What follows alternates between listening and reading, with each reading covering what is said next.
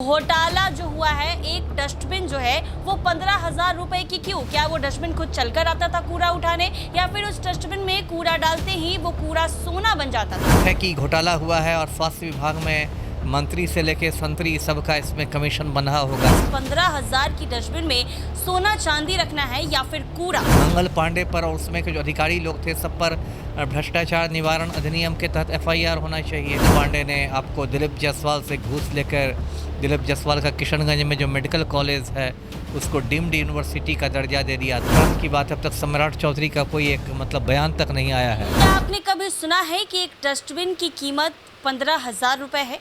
एक डस्टबिन जिसकी कीमत 500 से 1,000 रुपए होती है, लेकिन एक डस्टबिन जब 15,000 रुपए की हो जाए तो लोग ज़रूर सोचने पर मजबूर हो जाएंगे कि आखिर इस 15,000 की डस्टबिन में सोना चांदी रखना है या फिर कूड़ा। आखिर इतना महंगा डस्टबिन कोई क्यों लेगा? जहां आपको बता दें कि बिहार के एक घोटाले का पर्दाफाश हो गया है, वो है डस्टबिन घोटाला।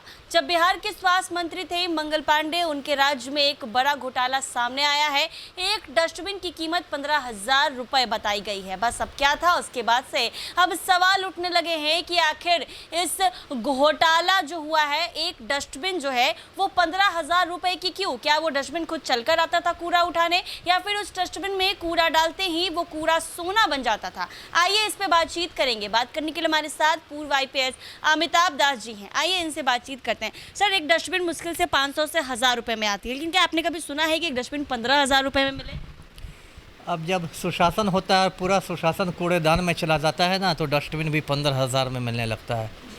देखिए, ये एक बड़ा घोटाला उजागर हुआ है और ये उस ज़माने का घोटाला है जब पलटू राम मुख्यमंत्री थे बिहार के और मंगल पांडे स्वास्थ्य मंत्री थे। और उस समय डस्टबिन, जिसको हिंदी में कूड़ेदान कहते हैं, उसकी खरीद हुई थी, 300 करोड़ रुपए की खरीद हुई थी। और अब ये मामला है कि जो डस्टबिन मार्केट में 1,000-1,500 में मिलता था, वो डस्टबिन 15,000 रुपये प्रति डस्टबिन के रेट पर ख़रीदा गया। मतलब ठीक सीधे 10 गुनी कीमत उसकी लगा दी गई। तो समझिए कितना बड़ा घोटाला है। और इसमें तो स्पष्ट है कि घोटाला हुआ है और स्वास्थ्य विभाग में मंत्री से लेके संतरी सबका इसमें कमीशन बंधा होगा। जो बंदर बाट होता है, जो कहते हैं कि कद्दू कटेगा तो सब में बटेगा, तो जब भ्रष्टाचार का कद्दू कटा होगा तो मंत्री से लेके संतरी तक को उसमें शेयर मिला होगा। और बहुत शर्म की बात है। और देखिए, मंगल पांडे की तो पहले से बहुत छवि खराब रही है। इन पर तो प्रशांत किशोर ने बहुत पहले भी आरोप लगाए हैं। इन मंगल पांडे ने आपको दिलीप जायसवाल से घूस लेकर, दिलीप जायसवाल का किशनगंज में जो मेडिकल कॉलेज है उसको डीम्ड यूनिवर्सिटी का दर्जा दे दिया था। और प्रशांत किशोर ने सारे कागजात पेश किए थे कि कैसे मंगल पांडे के अकाउंट में पैसे गए थे, कैसे मंगल पांडे की पत्नी ने दिल्ली में फ्लैट खरीदा था। लेकिन इन लोगों पर कोई असर नहीं होता है। ये लोग बिल्कुल बेशरम लोग हैं।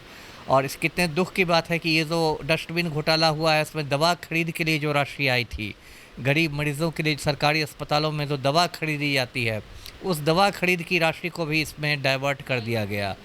तो देखिए, कायदे से क्या होना चाहिए? कायदे से तो मंगल पांडे पर और उसमें के जो अधिकारी लोग थे सब पर भ्रष्टाचार निवारण अधिनियम के तहत एफआईआर होना चाहिए।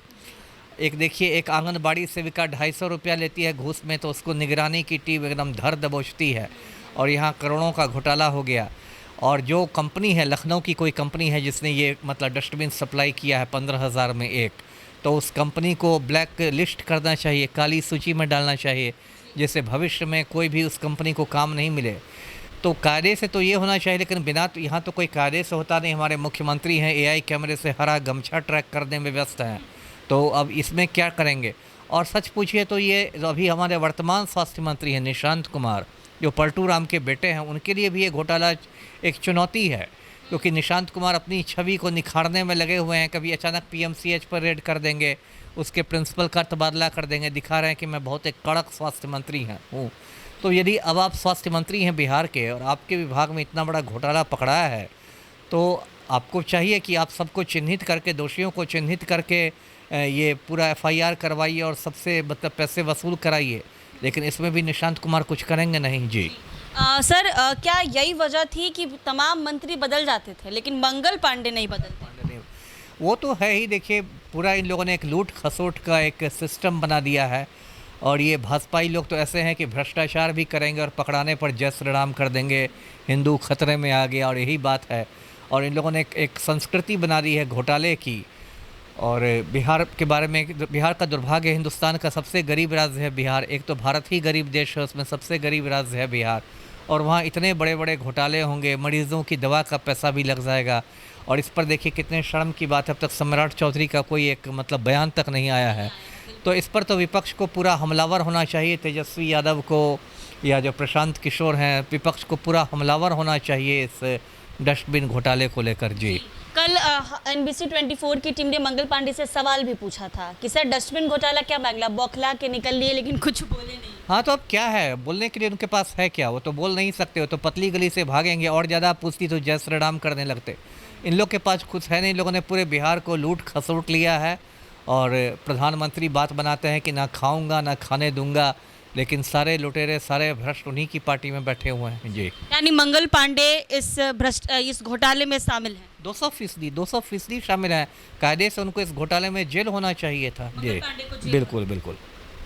तो आपने सुना, डस्टबिन घोटाला इन दिनों काफी चर्चा में बना हुआ है। जो डस्टबिन की कीमत 500 से 1000 रुपए होती है, वो बिहार में मंगल पांडे के राज में 15,000 रुपए में खरीदाया था। तो ऐसे में ये घोटाला अब चर्चा का विषय बना हुआ है, लेकिन बिहार सरकार ने अभी तक इस पर कोई टिप्पणी और कोई कार्रवाई नहीं की है। देखना ये होगा कि कार्रवाई होती है या फिर ये मामला दब के रह जाता है। बने रहे हमारे साथ NBC 24।